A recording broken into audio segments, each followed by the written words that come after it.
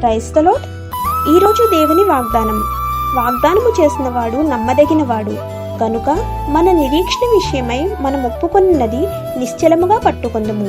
హెబ్రీయులకు రాసిన పత్రిక 10వ అధ్యాయం 23వ వచనం. ప్రియమైన సహోదరి సహోదరులారా, మనము ఒక తప్పు చేయతలచిన ఎడల మన హృదయం అది సరియైనది కాదు అని మనతో మాట్లాడును.